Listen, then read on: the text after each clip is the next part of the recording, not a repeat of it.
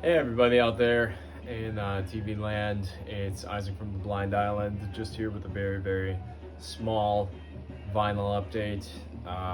Going to be having a special video coming up here this weekend, so be on the lookout for that. I think that's going to be really cool. Um, I'm going to be having a guest talking about some records, so looking really forward to that. Maybe, and I'm going to be returning to some reviews here shortly, so yeah, thought that as I've cooled down on buying albums, it's been fun to kind of go back and revisit stuff. So I'm probably gonna get back into reviewing. So let's just go through these records real quick.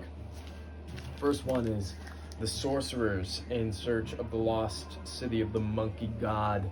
This was introduced to me by my wife. She has such an excellent taste in records, and this has really been hitting the spot with my recent just foray into exotica. And if you're a fan of exotica, library jazz, library funk, this is going to really hit the spot for you. Just a really cool amalgamation of different types of genres. And yeah, you can pick this one up pretty cheap right now. So got this one from Paramount Records, got this one on a super cheap deal. This is Coltrane, John Coltrane Quartet.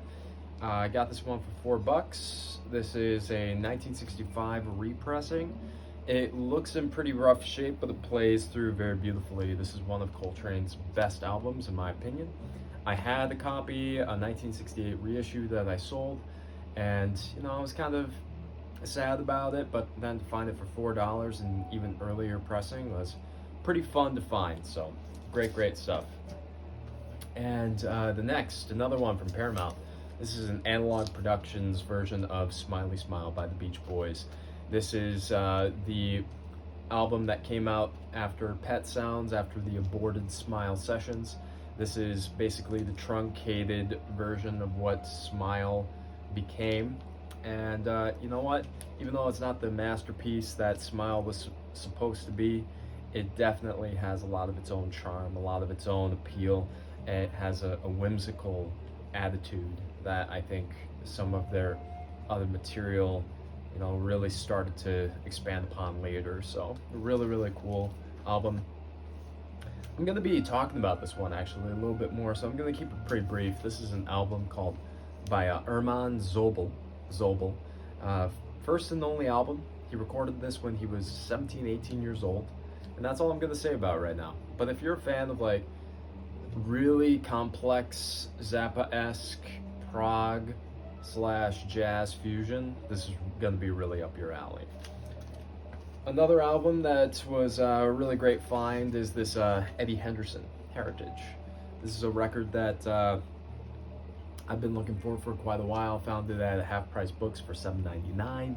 This one usually goes for $50 because a couple of the tunes were sampled by Jay-Z on one of his albums, and just solid 70s jazz funk. If you like Donald Byrd's 70s material, this will be really up your alley. And it kind of has Eddie Henderson has a Davis-esque way of playing.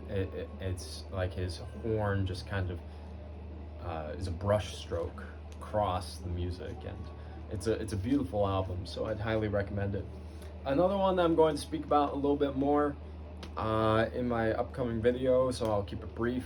This is one I've been looking for a long time. This is Miles Davis's Agartha, live in Japan, the sister album to Pangea, and this is a great album. So good, can't wait to talk about more.